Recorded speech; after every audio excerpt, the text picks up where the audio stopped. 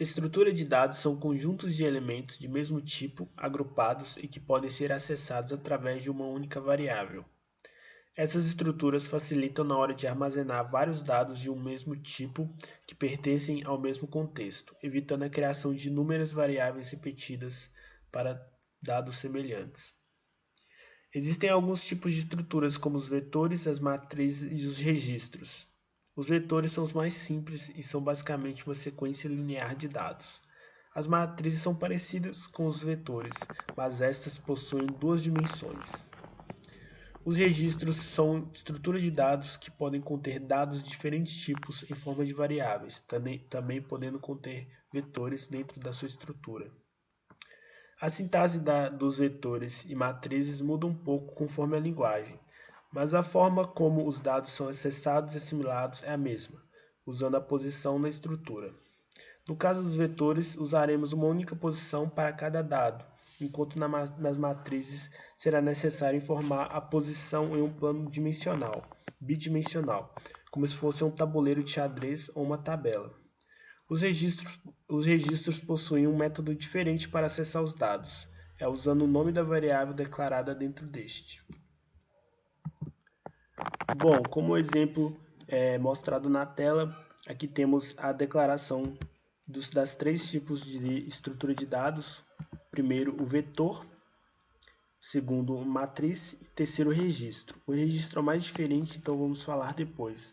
Começando com o vetor. O vetor ele é declarado usando um tipo, um nome da variável do vetor e uma quantidade de posições que esse vetor terá. No caso aqui, terá 5 posições.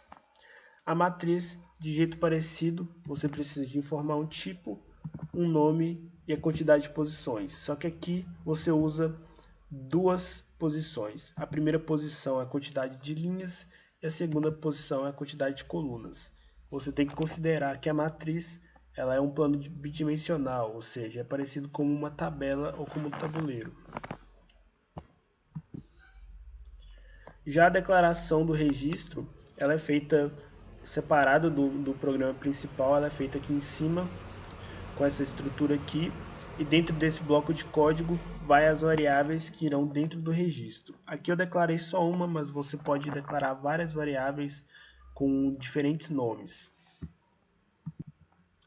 Aqui mais para frente está sendo feita a manipulação dos dados das estruturas de dados. Aqui temos o vetor, estamos assimilando vários dados para várias posições diferentes. A mesma coisa aqui com matriz e aqui também com registro, sendo que registro para acessar os dados você precisa de informar o nome da variável que você quer passar os dados. E aqui estamos acessando os dados, estamos acessando as posições para acessar os dados das variáveis, das estruturas, e estamos mostrando na tela como é exposto aqui do lado no terminal. Bom, vale lembrar também que ao declarar, por exemplo, aqui um vetor de 5 posições, temos que considerar que a primeira posição sempre vai ser 0. Então você começa a contar a partir do 0. Se tem 5 posições, vai ser a posição 0, a posição 1, a posição 2, a posição 3 e a posição 4, assim totalizando as 5 posições. Bom, essas são as estruturas de controle.